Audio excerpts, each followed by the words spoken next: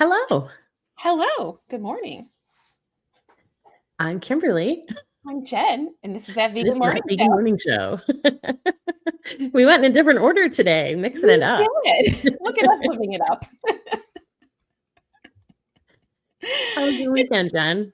good. It was nice to be back. I just want to give another shout out. Thank you to JP for covering for me last week. Oh, he was happy too. Yeah, I enjoyed watching the replay.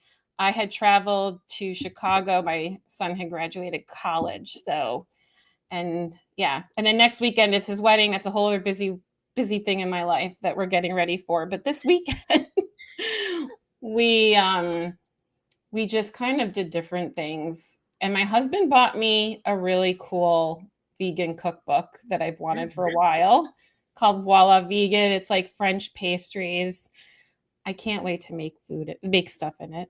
Yeah. Kimberly, you and JP need to come over so I can make pastries. Yes, please let us know. We'll be there. How was your weekend? My weekend was good. Yesterday, it was Father's Day, so we did go and spend some time with my parents and my brother and his family. My nephew had his last soccer game of the season, so we Oh, went there nice. first. Yeah, and then we went out to a late lunch, and it was just really nice. It sounds like some really nice family time. Yeah. Especially, like, we were briefly talking about this before we hopped on here live, just all the heavy events in the world right now. It's a lot, and Mhm. we could go on and on about these things, but we wanna save space for animals and Yeah. the things that are done there because there's so many other platforms that cover that other stuff. And maybe one day we'll set aside time to talk about our frustrations on those other things. But you had shared something with me really interesting earlier about peace on the Mhm. planet and how animals are treated. Do you want to talk a little bit about that? Because I feel like it's a great segue to what we're going to Mhm. jump into. Yeah, absolutely. I did a podcast interview um a couple a couple days ago, and that will come out later in the summer.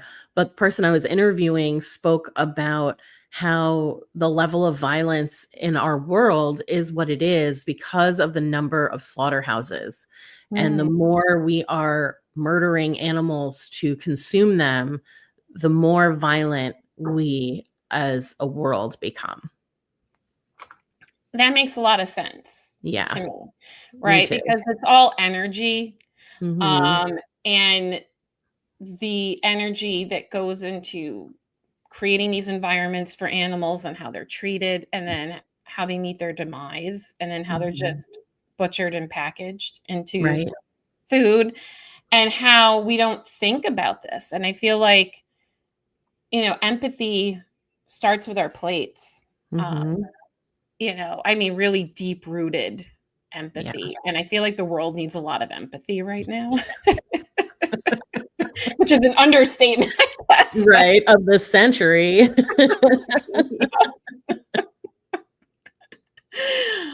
so yeah, so I just wanted to I feel like what you had shared, it all goes into what we're going to be talking about because Yeah. um there was a bill that the Woodstock Farm Sanctuary talked about, that they're advocating for the to prevent octopus farming in the New York State. And I was like, were we ever farming octopus here? I didn't really think too much of that industry.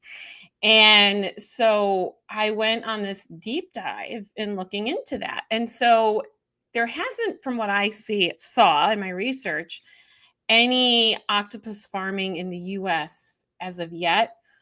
But because it is because there is a high demand, especially in certain countries where they do eat octopus regularly. Um, and people do eat it here in the US also, but they get it from, I guess it's like, the octopus are taken from the ocean. Mm. And there's a lot of pushback. And so there are states that are doing legislation to prevent it from ever happening because there is a demand and there are people who are looking into farming them.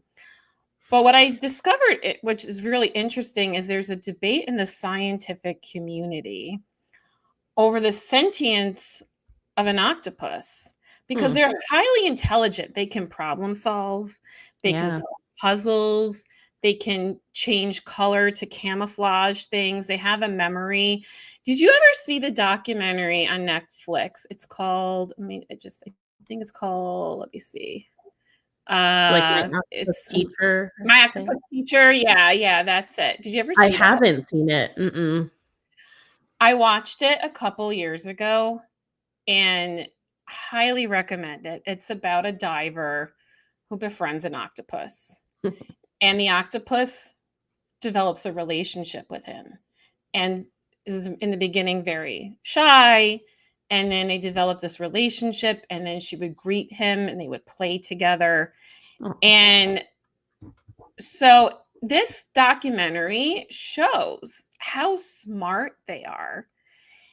And it then brings down to sentience, right? mhm. And you're gonna talk a little bit more about your research on fish. And there was an article that we had read from IFC Science, where or IFL Science, the abbreviated version of what it's really called. um, yeah, so there's there's this debate about, do fish feel pain? Obviously, an octopus is so smart, and we talked about this before with fashion. And I remember you were sharing about scallops, right? And Mhm. I think that's on oysters. We were Oysters, yeah. talking about how there's a debate on, do they feel pain and what is sentience, but they experience life Mhm. the way an oyster would experience life. Fish Right. experience life the way a fish experiences life. Mhm. Who are we to then judge if something's life is worthy of living and experiencing because it's not a human? Right. Yeah. So I That's figured a I'd good toss that question. to you from there. Sure. Quickly, I just want to mention there is a fiction, like there's a novel called Remarkably Bright Creatures. And I Hmm. know that, and the main character is an octopus. And I know lots of people have recommended this book to me. They're like, it's amazing. The octopus is so smart. And it's just such a great story. Mm. So, but I have hesitated to read it because I know that the octopus is living in captivity during this book. Uh, And I did Google it. I was like, I don't care if it's a spoiler. I need to know, like, does the story ultimately end with this octopus living freely? And I'm going to spoil it. So if you want to read the book and you don't want to know, don't want to Turn know, away now. yeah, mute me right now. The answer is no. From Oh, what I Googled, he remains in captivity. And so this author spends this whole book showing people how intelligent an octopus is, developing a relationship, just like the diver in the documentary you were talking about. And but still, like, not enough respect and not enough thought to show people this octopus should not be in captivity. They deserve to live. Deserves to live freely. And I was so disappointed by that, that I'm like, I'm mm. not going to read this book. I just don't need that in my life. So I thought if people had heard about that book, listening to us talk today, they might think, oh, maybe I'll read that. And I mean, if that's your choice, but just know that he is not freed. Um, Well, that I just want to say, it sounds like a great book to like, especially like we're just so sensitive to animals. yeah. And I find like the longer you're vegan, the more that sensitivity develops. That's certainly been my Mhm. case. Um, yeah, I feel like if that's a great book to maybe recommend to someone to understand, to think differently about what an animal's experience is. So I think Yeah. that sounds like a great resource that could be used. Yeah. Yeah, maybe. I really hate that. Like, so if somebody doesn't really understand why we would not want octopuses in captivity. And they read that and they're like, well, this octopus seemed pretty happy and was okay. And they had this great story and he was in captivity. This author had the opportunity to really create something. And I know the author's not vegan. So it's, maybe if the author was vegan, it would have had a different ending. I don't know. But yeah, that's just my little 2 cents on that. It was good 2 cents. So yeah, I think that sounds like a great resource. And my octopus teacher also great, because I feel like understanding the sentience of one creature can then carry over to trying to understand others. Yeah. Yeah. So with the fish, right? So as you mentioned, there's a new study out, and it's not the first one to talk about fish and sentience, but this one, they've developed a way to quantify the suffering of fish. And I think it seems like what has kind of happened in the past, and I did a kind of a deep dive, if you will, into why do we seem to think that fish are different from land animals? When you tell someone I'm vegetarian or I'm vegan, it's really common for people who are not familiar at all with either of those lifestyles to be like, oh, well, you eat fish though, right? Or you visit someone or you're at a restaurant and they recommend the fish dish to you. And Right. it's just like, why is that? And then you look kind of at religion even, and in Christianity or Catholicism, at least, I don't know all of the different branches, but during Lent on Friday, you're not allowed to eat meat, but you can eat fish. And so, like, why across the board are we thinking that fish are so different? And what I have uncovered in looking this up is a couple of things. One is that fish don't react in the same way that humans or even land animals do. So they don't have a vocalization that we can hear.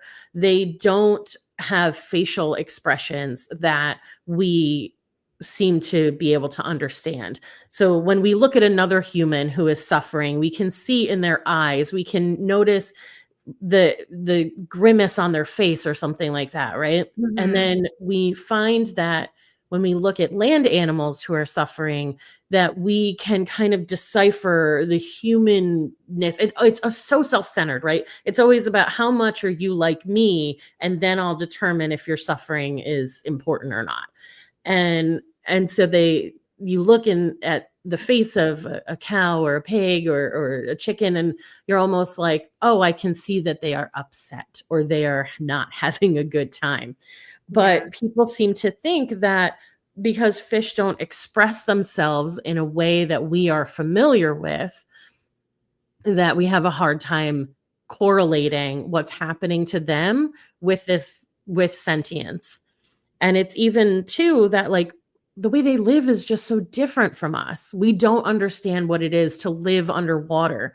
And while we can watch videos of fish living underwater and swimming and doing all things fish do, it is so different from our lived experience that people just don't connect. And it made me think of years and years and years ago. I was listening to Howard Stern. I was an avid listener, and he was talking about he and his wife were they'd stopped eating meat, but they still ate fish because fish have no souls. and, I love how that could just be determined by someone's opinion. Yeah. So this was hitting my computer. Sorry. So this is like, or I've heard people say, "Oh, fish are assholes." Like, why? Like, who decided that? And so we as humans, we don't see them as alike enough. like as a general kind of idea that we would be like, oh yeah, fish are suffering too. You know, people go fishing. You learn to fish as kids. So many people learn to fish as kids, and they're just like, no, that hook doesn't hurt them. You just take the hook out and you send them back into the water.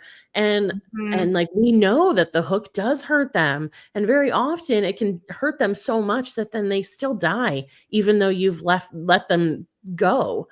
Um, and Yeah. so this, uh, yeah, so those were like the two main things that seem like when people are considering fish versus other animals, they're not able to correlate that they could also suffer in a way that's meaningful. There's so many things I have to say on all of this. Please do. First of all, the first thing that came to mind was like, how it's kind of like exploring life on other planets, right? People are like, why haven't we made contact yet? They see how we Mhm. treat each other right? How humanity treats other humans for being different, and Mhm. how we treat other animals because they're not like us, Yep. right? Like, ah. Exactly. How can we expect to make contact with another society that would be probably different from us if we can't handle the differences on our own planet? Right. This is my watered down, calmish version of that. Very riled up from the weekend. Too much Yeah. crazy news. Too much crazy news. But getting back to the animals, right? Like, how can we expect to make contact with another species on another planet when we can't even handle decency on this planet Mhm. with Yeah, all the species that are yeah. living on it, right? And I feel like that's the Mhm. foundation, right? We can't even manage peace. And then again, it's like, I love what you said about the fish. That's a really good point. I haven't thought about that. They can't communicate. They don't have vocalization. They can't scream in pain. So people just well, they can't communicate. They can't scream. They have a blank stare in their face. That means they can't feel anything. And then clams and oysters, they even have it worse because they don't Mhm. even have a face, Right. right? People just think they're these little blobs that live in shells. And maybe yes, they are little blobs that live in shells, but they're still experiencing life as a little Mhm. blob living in a shell, Yeah, yeah, right? exactly. Who are we to take away from that? We don't know what they're feeling. We don't Right. know what they're thinking. Are their thoughts and feelings like us? No, because they're not human. But again, Right. who are we to make out like we're so important and above these other creatures? Yeah, and that I think what you just said there is so much at the core of why people just don't make the connection, because they look at fish or any of the land animals and they are like, they're not like us. Cows can't build homes and work jobs and care for their families and drive their kids to soccer. Right, because that's not what cows are here to do. That's a Right. human thing. So, Mhm. I mean, if people were to judge humans by their ability to, I don't know, spin a web, we would be failures, I mean, sure, we could learn how to knit one, but to use something from our own bodies to create art like that, it's just we're not spiders. That's the spider's job. So we would fail as a spider. Does that make us then less valuable, less able to hurt, less able to experience life than a spider does?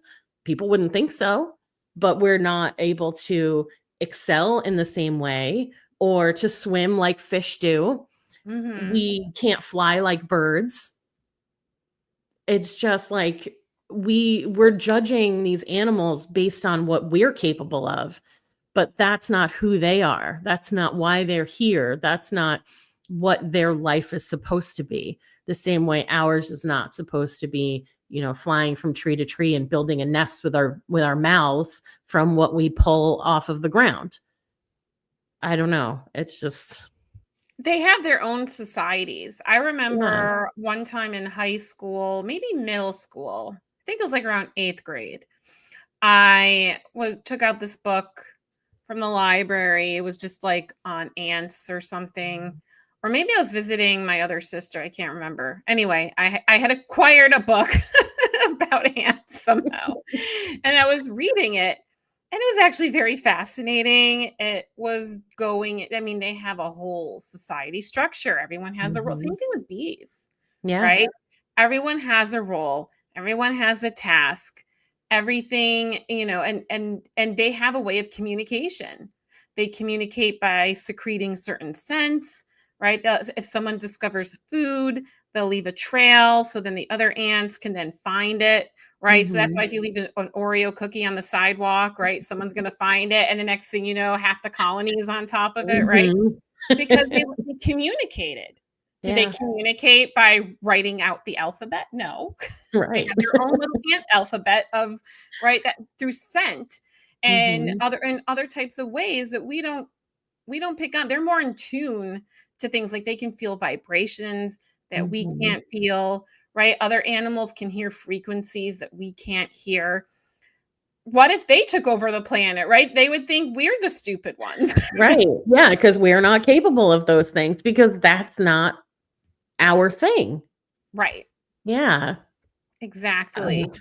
To go back to the sentience, so I just don't want to miss the opportunity to tell people about this new report that came out where they have a new system of measuring pain and suffering through time. So since it's difficult to gauge how much suffering at this point, I guess, a fish is experiencing when they are pulled out of water, what they've done is they've figured out time. Oh, hey, Dominic. Thanks so much for joining us. Welcome. What they did is they studied rainbow trout because those are very commonly eaten here in the US. And also, I believe they're also farmed, not just caught wild. But they experience prolonged and intense distress when killed by air asphyxiation. And that seems to be the most common way, whether you're a fisherman. Hey, Richard. Good morning. Thanks for being Everyone's here. joining us. Yay. Yeah. So that seems to be the most common way that they're killed. They're pulled out of water and left in the air. And what happens is their gills collapse and their bodies essentially start to fight against what's happening and they start to suffocate. But it doesn't happen, instantly. It can take up to 25 minutes for some fish to die. God. Yeah. That's horrible. Yeah. And so they are essentially drowning because water drowns us because we're not meant to live in water. Air drowns them because they're not meant to live out in the air. They don't have the capabilities to breathe. So people pull them out of the water. And I think that we can see, and I don't know why this doesn't seem to affect people so much, is I've seen fish pulled out of the water on TV or whatever, and they're always flopping around. No one ever looked at that and thought, this is their suffering. Yeah. They're just like, oh yeah, they're not in the water. They don't know how to move on land. No, they're suffocating. And this is their body, the same way our bodies would be jerking around trying to get us out of the water. Their bodies are reacting, probably trying to get them back to it, and just feeling this intense pain from not being able to breathe. And yeah, so this study, it was up to 25 minutes, and it depending on the size of the fish. So some smaller fish might die more quickly, but some larger fish, the expectation is that it would take this long. some people believe that if you take a fish out of water and you throw them into like an ice cooler, that kills them more quickly. And that is true for some type of fish, but other fish, it actually slows their metabolism down and it prolongs their death. So they will live longer in your ice cooler suffering, or they'll die longer just suffering. And it was so heartbreaking reading this. It's really heartbreaking hearing about it. Like, I'm starting to feel like the emotions from it, Yeah. and just thinking about, and it can't scream, Right. right? Or And I not that think, we can hear, right? right, Yeah. who knows what frequencies it's emitting? Maybe other fish Mhm. can know, but again, it goes back to what we were talking about. Who are we to determine if something has the right to live or not? Right. Yeah. And yes, there was a time back in the day during caveman time, that people needed to hunt for basic survival because they didn't yet cultivate ways of growing food. Everything was like hunting and gathering, and people needed clothing to keep warm, right? But we've moved on. We're beyond all of that, right? We Yeah, we don't know have any excuses. we Yeah. had right. We don't have any. We live in a day and age where we don't need fish. If you want the flavors of fish, and actually this has inspired me. I was thinking yesterday, there are ways to make vegan fish, vegan seafood dishes that taste like Mhm. it. And so I was thinking that maybe I would make some of those and do some reels on that just for Nice. because this inspired me on that. Mhm. And it's about the spices and the flavoring and the textures, Yeah. and that's, you don't need to, end something's life to have a flavor and a texture, Yeah. right? Something that's just 10 minutes of enjoyment for you with something's life. Yeah. I would say someone's life even. Yeah. Yeah. Yeah. Yeah. Yeah. Absolutely. It was Yeah. someone's life. And yeah, absolutely. And who are, and I think, you hear things like, well, that's just the way it is. This is how it's done, right? And Mhm. that's why we have so many problems on the planet, right? Yeah. Yeah, and I mean, just even looking at our the US history, people used to say that about enslaving people. Right, Well, that's just what we've always done, so why would we stop doing it? Women not being able to vote, women not being able to have their own credit cards and bank accounts. Well, that's how we always did it. Women just relied on the men in their lives, or were right, really dictated by, like, their activities were dictated by the men in their lives. But we don't do that anymore. right, And it's because it wasn't right. right. So when we understand, and I think that people did understand and were just too attached to what they'd been doing, um, and that's why those things kept going for as long as they did. Yeah, But we can look at what we're doing and say, this is not right, and we can make a change. And living where we do in the US and so many other countries that are developed to the point the US is or beyond, um, we have the choice, and we don't need to take someone's life and consume someone's body in order to live a healthy, happy, fulfilling life. absolutely. I agree 100%. Yeah. This was, oh my God, it's almost 7:30. I was like, oh, what time is it? We must have more time. We could go on and on about this. We could, yeah. I love your idea about showing people how we can make food. Now, I never was into fish except for like I ate tuna fish like out of a can with some mayo. That was like my fish thing. But I know a Mhm, lot of people love it. And like JP having lived in Ireland, lived in England, his thing was like fish and chips. How am I going to mhm. replicate that?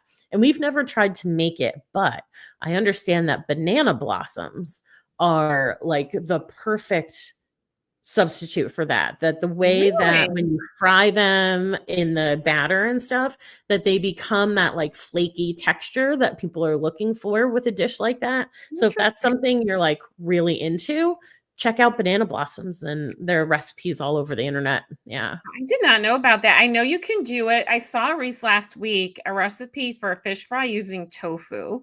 Oh.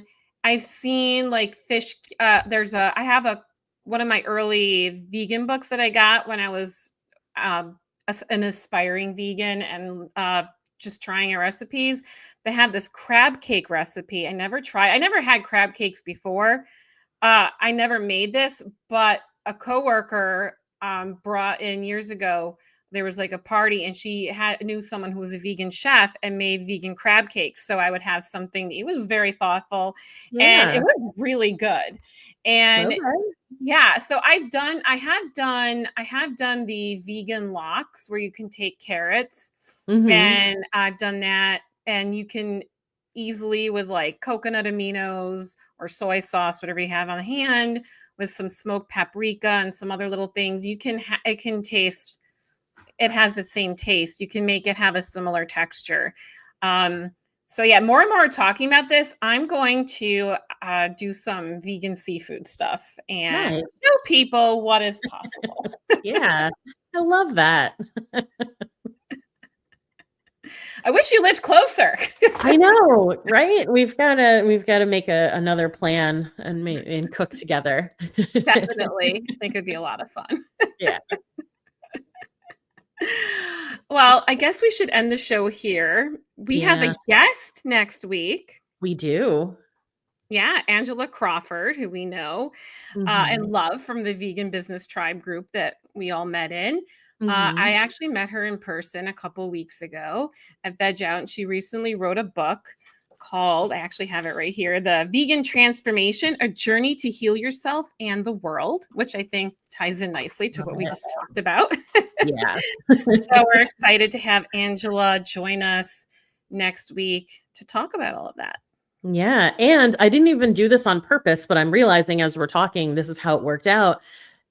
If after the show you still haven't gotten enough of Angela, my latest Did You Bring the Hummus episode is Angela's next Monday. Oh, how So fun! yeah, so that'll go out an hour before we start, but it'll Wow, be up. see it all Yeah, aligned. Oop, I keep it hitting my did. Yeah. microphone. It's all aligned. Yep. Awesome. Is there anything else you wanted to share before we wrap up today, Kimberly? I don't think so. No.